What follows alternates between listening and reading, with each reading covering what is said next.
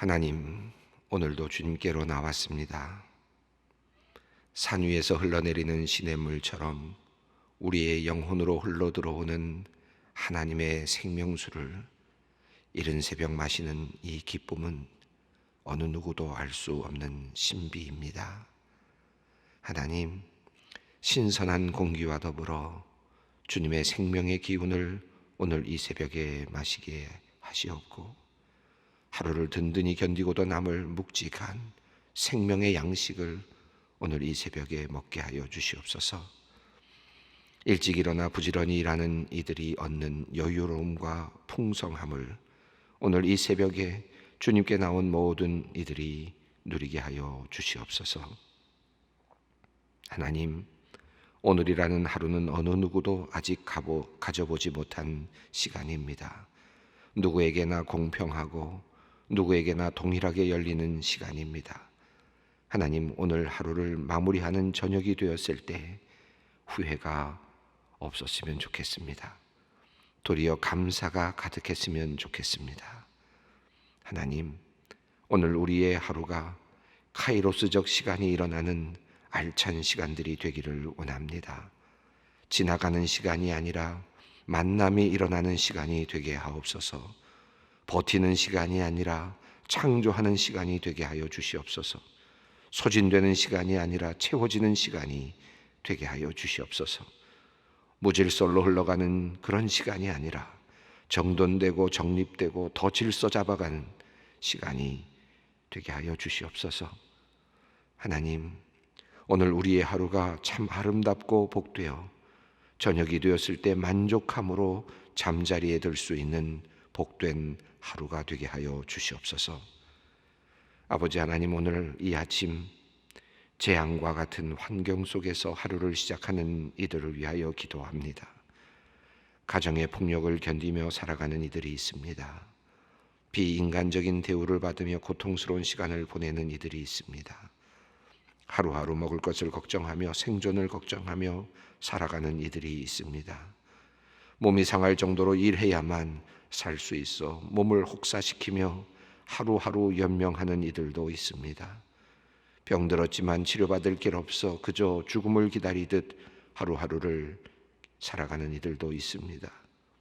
언제 무너질지, 언제 문을 닫을지 모르는 기업과 가게를 운영하며 초조하게 하루를 살아가는 이들이 있습니다.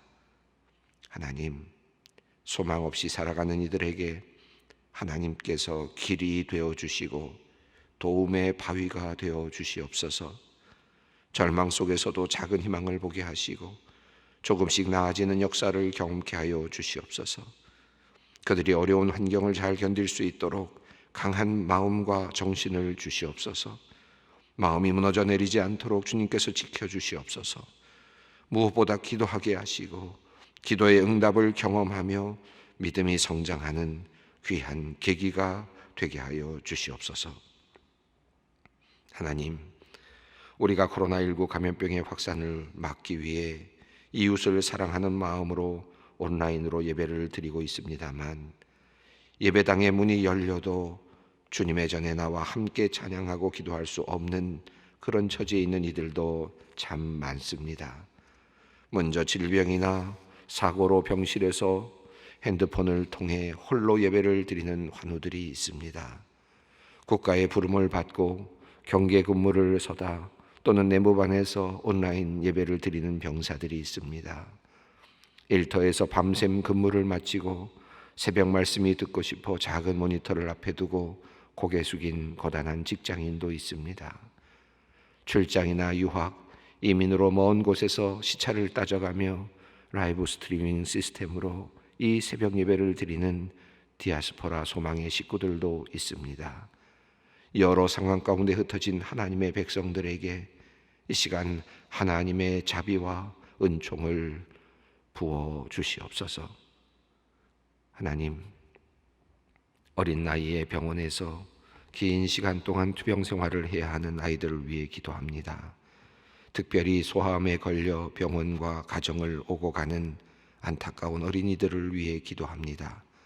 열이 오를까 걱정하고 병원균이 옮을까 걱정하며 하루하루 살얼음판 같은 시간을 지나는 환자와 가족들에게 하나님께서 하늘로부터 내려오는 평안을 선물로 주시기를 기도드립니다. 태어난 지 얼마 되지 않았는데 죽음 앞에 직면하며 죽음과 싸워야 하는 참으로 안타까운 아이들입니다. 하나님께서 아이들 하나하나 전능하신 손으로 만들어 주시옵소서. 그리하여 모두가 병으로부터 나음을 얻을 수 있도록 주님께서 능력을 베풀어 주시옵소서. 예수의 이름으로, 나사렛 예수의 이름으로 일어나 다시 설 수 있는 은혜를 주님께서 허락하여 주시옵소서. 소아암 치료 중인 은유리가 속히 나음을 얻었으면 좋겠습니다. 또 그 외에 같은 병동에 있는 모든 아이들이 모두 다 하나님의 은혜를 입었으면 좋겠습니다.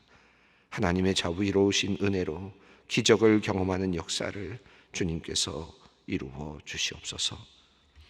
하나님, 소망교회를 위하여 기도합니다. 특별히 지난주부터 시작된 성인 성서 연구 모임을 기억하여 주시옵소서. 모임을 준비하고 진행하는 부목사님들에게 지혜와 건강을 더하여 주셔서 하나님의 말씀 전하고 가르치는 일에 귀하게 쓰임받게 하여 주시옵소서. 모임에 참여하는 성도님들의 귀와 마음을 열어주셔서 하나님의 말씀을 듣고 배우는 즐거움이 날로 더하여지게 하시고 하나님의 말씀으로 가족과 이웃을 세우는 일에 선하게 쓰임받게 하여 주시옵소서. 온라인 모임이지만 성령님께서 세밀하게 운행하여 주시옵소서.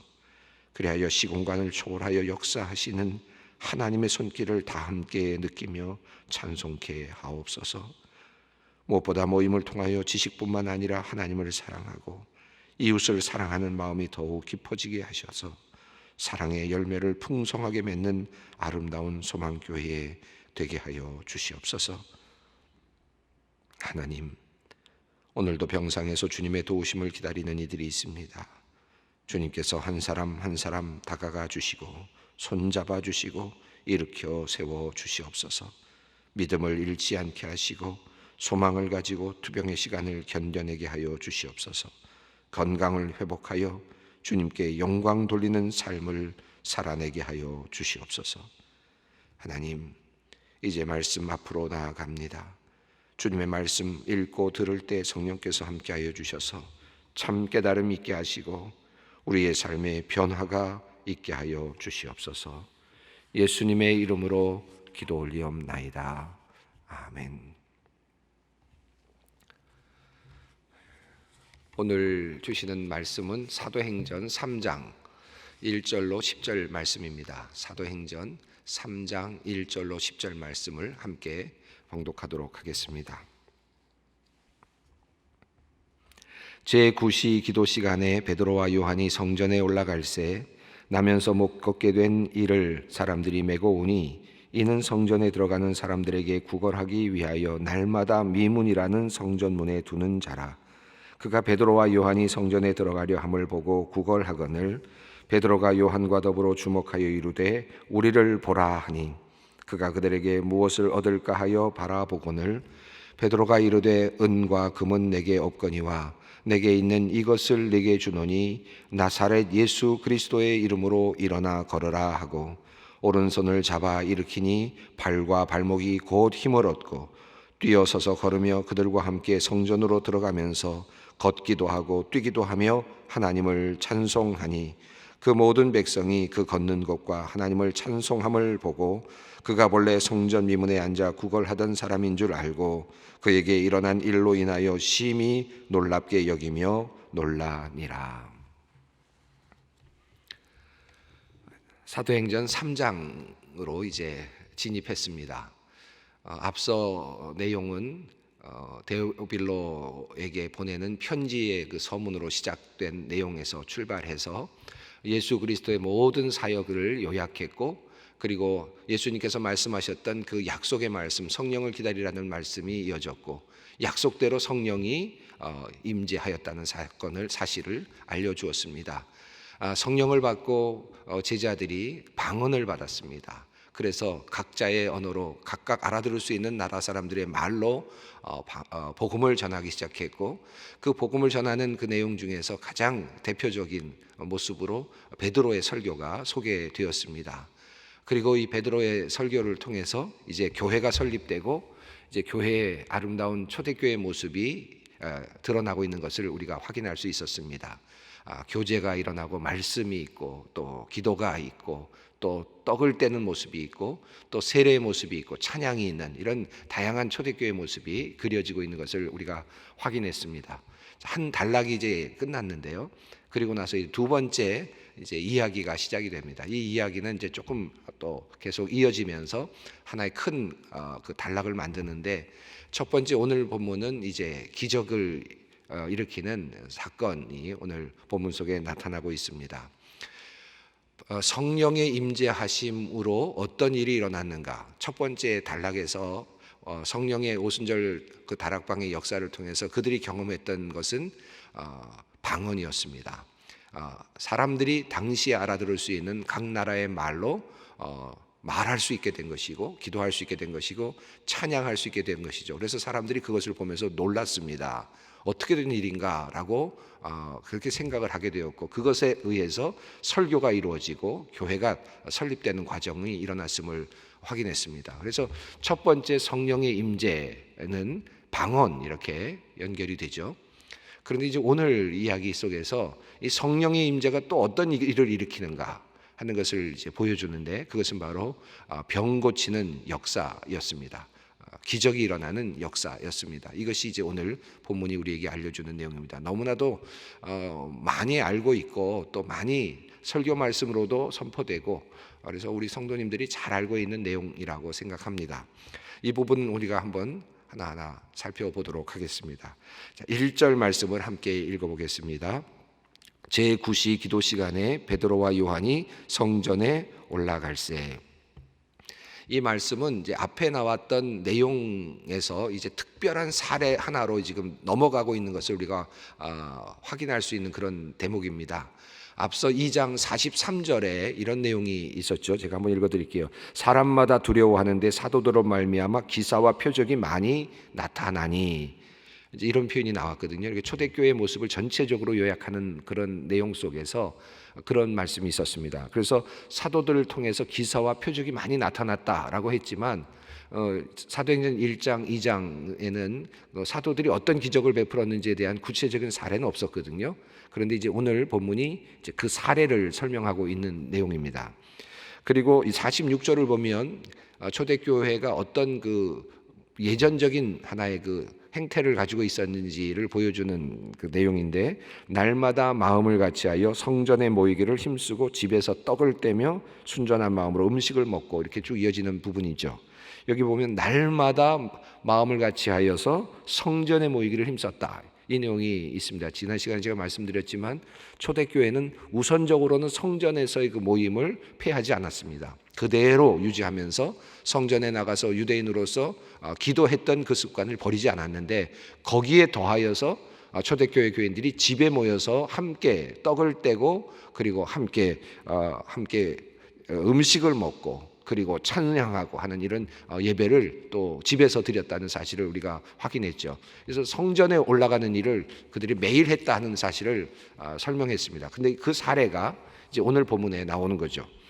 제9시 기도 시간입니다. 이것은 오후 제사를 드리는 시간이고, 안에서는 그리고 밖에서는 사람들이 자기에 들어가는 그 지역에서 그곳에서 기도하는 시간입니다. 그래서 9시라고 되어 있는데 우리나라로 따지면 오후 3시가 되겠습니다. 그래서 이 9시 기도 시간에 베드로와 요한이 성전에 올라갑니다. 매일같이 올라갔다라고 하는 증언이 그대로 이제 사례로 보여집니다. 성전에 올라가는 중입니다. 베드로와 요한이 등장하고 있습니다.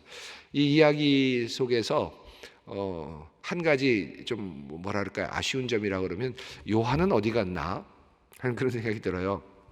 근데 왜 요한은 나올까? 그런 생각이 들기도 하는데 이 전체적인 흐름은 베드로 중심으로 이어지고 있죠.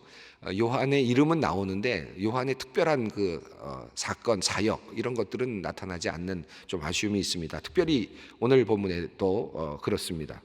자, 베드로와 요한이 기도하기 위해서 이제 성전으로 올라가고 있습니다. 그런데 어떤 일이 벌어지는지 2절 한번 읽습니다. 나면서 못 걷게 된 이를 사람들이 메고 오니 이는 성전에 들어가는 사람들에게 구걸하기 위하여 날마다 미문이라는 성전문에 두는 자라. 이 나면서부터 걷지 못하는 사람, 이 사람이 이제 성전 미문에 앉습니다. 매일같이 그랬다는 거죠. 누군가의 도움을 받아서 사람들이 그를 메고 왔겠죠. 그래서 와서 성전 미문에 갖다 놓는 겁니다. 데려다 주면 앉아서 구걸을 하곤 했는데 매일같이 했습니다. 뒤에 이제 이 사람의 나이까지 나오는데 40세라는 나이가 나와요.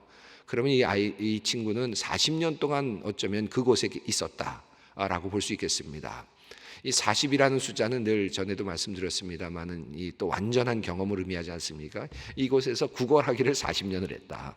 근데 여기는 오늘 본문에 나오지 않습니다. 뒤에 이제 나올 때 다시 설명을 하겠습니다만은 어쨌든 나면서부터 못 걷게 된 이 사람을 이제 데리고 왔습니다. 그래서 성전 미문에 앉혔습니다. 이 미문이라는 말은 아름다운 문이라는 뜻인데 이 미문의 위치를 고고학자들이 이렇게 여럿으로 이렇게 따져보고 있습니다.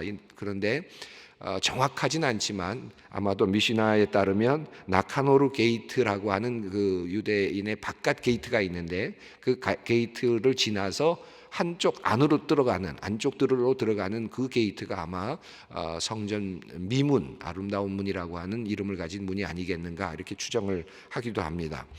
어쨌든 성전 안으로 들어가는 사람인데 그 미문, 만약에 그 미문이 맞다면 그 안쪽으로 들어가는 그 뜰에는 여인들의 뜰이 있었을 것이다라고 봅니다. 그러니까 여인들이 주로 많이 들어가는 그런 곳이었고 이방인들이 들어가는, 그러니까 다시 말하면 정말 뭐라 그럴까요? 그 뜰로 말하면, 바깥에 있는 뜰로 말하면 그래도 소외된 사람들이 있는 뜰이죠. 그 뜰로 이어지는 그런 미문입니다. 아마 그것으로 가는 길에 그래도 조금 더 동정심을 받을 수 있는 그런 길목이라고 생각해서 그랬는지 모르지만 미문이라는 그곳에 있습니다. 이 미문이라는 말 자체가 그냥 그 실제적으로 그것이 그 문이라고 하는 것에서 우리가 어떤 뭐라 그럴까요? 인사이트를 얻을 수도 있지만 아름다운 문이라고 하는 그 이름 자체로서도 또 다른 하나의 우리에게 의미가 있지 않겠습니까? 이 아름다운 문인데 아름다운 문으로 들어가야 되는데, 그래서 이 아름다운 문으로 들어가면 결국은 여인들이 있는 곳으로 이제 그래서 그 아름답다 여인들 이게 연결되는 하나의 그런 의미일 텐데, 아름다움이라는 문, 아름답다라고 하는 문에 지금 아름답지 못한 일이 일어나고 있는 거죠. 그리고 아름답지 못한 세상이 있습니다. 아름답지 못한 현실이 있는 거죠. 나면서부터 걷지 못하는 사람이 있다는 것은 아름답지 못한 세상의 모습이기도 합니다. 이 일그러진 모습이기도 하고, 그런 모습이 아름다운 문 앞에 놓여 있다. 참 상당히 상징적인 또 의미도 있다고 생각하는데, 어쨌든 그곳에 지금 사람들이 이 나면서부터 걷지 못하는 사람을 놓았습니다. 그런데 이제 3절을 보면 한번 읽어보겠습니다. 그가 베드로와 요한이 성전에 들어가려 함을 보고 구걸하거늘. 사람들이 지나갈 때마다 구걸하니 당연히 구걸했겠죠. 베드로와 요한이 들어가려는 것을 보면서 구걸을 하였습니다. 이 모습, 이제 구걸하는 모습이 나타나고 있는데 4절 베드로가 이제 이야기합니다. 한번 읽어보겠습니다. 베드로가 요한과 더불어 주목하여 이르되 우리를 보라 하니. 왜 이 말을 했을까요? 또 이 말의 의미는 무엇일까요? 베드로와 요한이 무슨 의미로 나를 보라, 우리를 보라 라고 그렇게 이야기를 했을까요? 지금 구걸하는 사람은 우리가 보통 구걸하는 분들을 보면 또 늘 그런 것을 보게 됩니다만은, 구걸하는 사람들이 지금 주목하고 있는 곳은 어딜까요? 구제금을 놓아달라고 앞에 내놓은 그 통 아니겠습니까? 그 통에 무엇가 담기는지, 어떤 것이 담기는지, 어느 동전이 들어오는지 그것만 보고 있는 거거든요. 그러니까 참 처량한 인생이죠. 시간만 되면 그곳에 앉아가지고 통을 하나 놓고는 그 통에 무엇이 담기는지를 바라보고 있는 그런 처량한 인생인 거예요. 이게 지금 나면서부터 지금 걷지 못하는 사람의 40년의 인생이었다는 거죠. 그러니까 이 통만 바라보고 있는 그 인생인데, 그런데 베드로와 요한에게 하나님께서 감동을 주셨습니다. 그리고는 나를 보라, 우리를 보라라고 주목하게 만들어 주는 거죠. 그래서 이 관심을 이 통이 아닌, 구제하는 통이 아닌 사람에게로 향하게 하고 그리고 실제로는 예수 그리스도에게로 향하게 하는 것입니다. 지금 우리를 보라라고 하면서 지금 끌어당깁니다. 그러자 5절을 함께 읽습니다. 그가 그들에게서 무엇을 얻을까 하여 바라보거늘, 이렇게 바라보면서 지금까지 한 번도 사람을 보지 않았을 텐데 또 사람을 보는 것이 더 민망했겠죠. 그래서 아마 그 통만 바라고 있었을 텐데, 그런데 사람을 보게 합니다. 그리고 그러자 이 사람이, 이 친구가 이 베드로와 요한을 바라봅니다. 주목하고 있을 때 베드로가 이제 이야기합니다. 유명한, 우리가 너무나도 잘 알고 있고 또 찬송으로도 많이 불려지고 있는 노래입니다. 이 내용인데, 노래로도 불려지는 내용인데 6절 말씀 함께 읽어보겠습니다.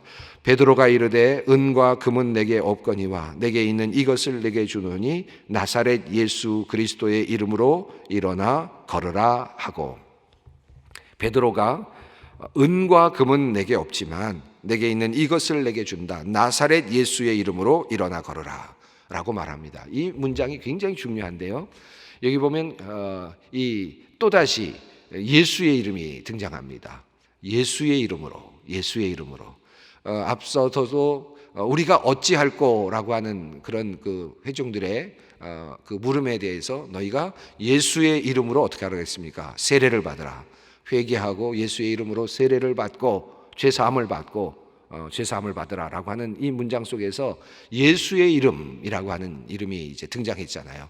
그래서 예수의 이름은, 이제 부활하신 예수의 이름은 이제 기독교를 만드는, 교회를 만드는 가장 기초의 그 관문이 되는, 예수를 통해서만 우리는 교회가 설립되고 예수를 통해서 세례를 받는 그런 이제 예수라고 하는 이름이 중심이 됩니다. 자, 그런데 여기도 보면 나사렛 예수의 이름으로 일어나 걸으라. 기적이 일어나는데 그 기적을 요청하면서 지금 사도 베드로와 요한은 나사렛 예수의 이름이라고 하는 그 이름을 그 안에 넣습니다.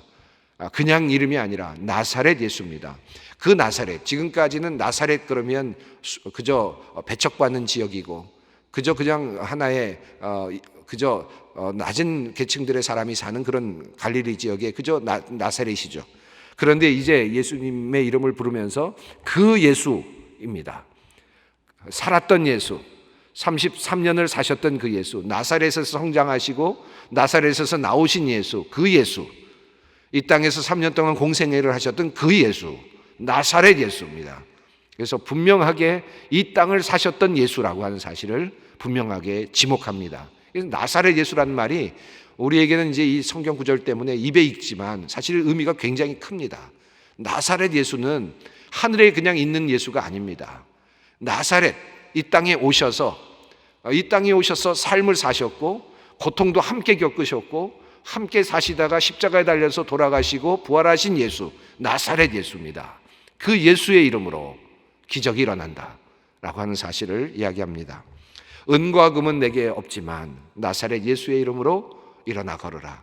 이 교회가 가지고 있는 이 힘은 어디에 있었느냐? 이 나사렛 예수라고 하는 이름에 있었다라는 것이죠.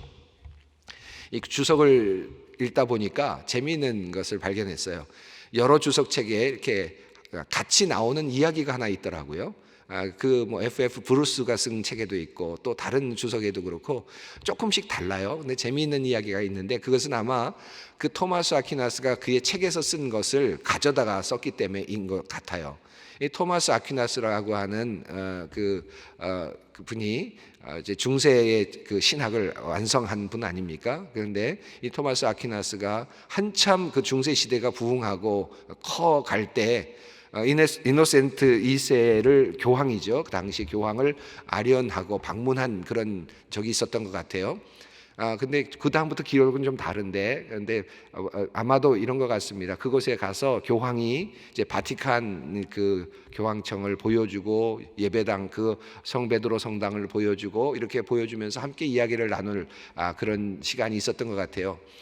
그때 이 교황이 그 토마스 아퀴나스한테 이런 얘기를 했다는 거예요. 우리에게는 이제 더 이상 우리 교회는 이제 은과 금은 우리에게 없지만이라는 말을 못할 것 같네 라고 교황이 이야기를 했다는 거예요. 그러자 이 토마스 아퀴나스가 네 교황님 그렇습니다.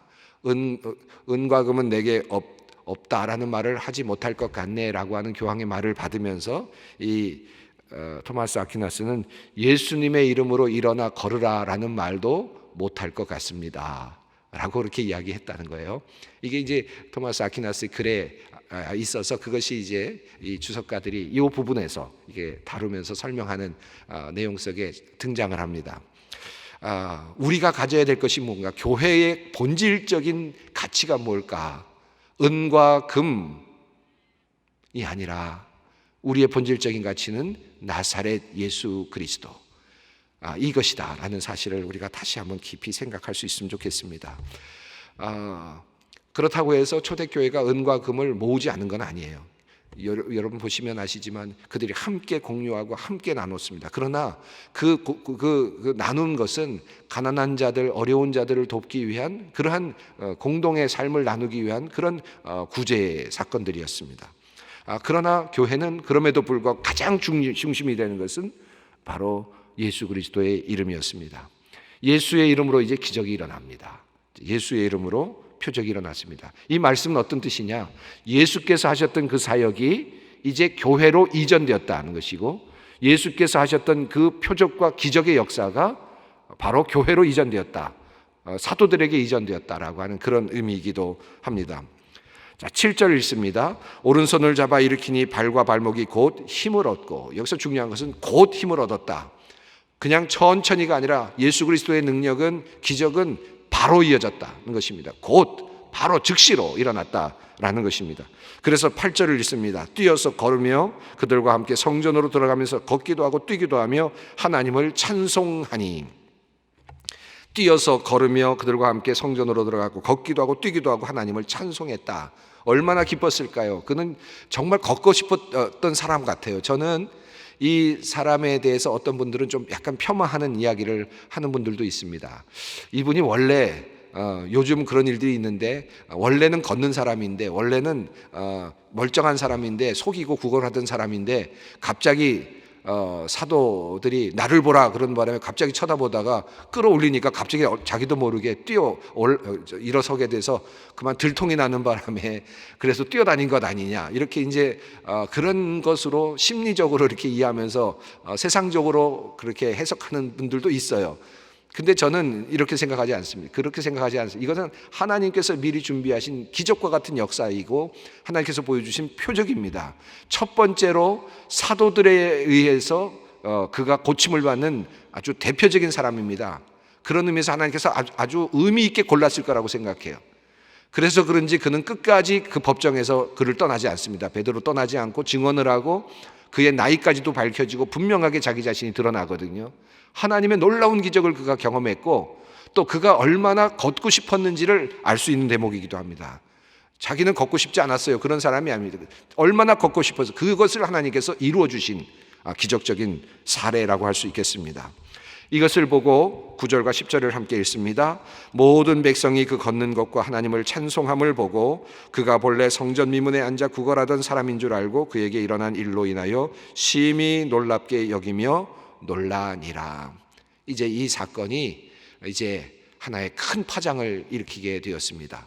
성령의 임재는 어떤 일을 우리에게 선물로 주었습니까? 방언이라고 하는 선물로 나타났습니다. 성령의 임재는 이제 기적, 병고침의 역사로 드러나고 있습니다. 이 모든 것은 하나가입니다. 목적은 하나입니다. 방언 자체가 목적이 아니고, 그리고 병고침의 목적이 아닙니다. 목적은, 이것은 수단이고 목적은 무엇입니까? 예수는 그리스도이시다. 예수는 그리스도이시다. 부활하신 예수는 우리의 주님이시다. 이 사실을 증거하게 하기 위한 수단으로 우리 주님께서 주신 선물이었습니다. 오늘 이 사실을 기억하면서 또 우리 안에 하나님께 간구할 내용들이 많을 텐데 간절한 마음으로 주님께 기도하면서 나에게 기적을 베풀어 주십시오. 우리가 필요한 하나님 앞에 간구하고 싶은 그 내용들을 함께 주님 앞에 조용히 나가 기도할 수 있는 오늘 아침이 되기를 바랍니다. 기도하겠습니다. 하늘에 계신 우리 아버지, 아버지의 이름을 거룩하게 하시며 아버지의 나라가 오게 하시며 아버지의 뜻이 하늘에서와 같이 땅에서도 이루어지게 하소서.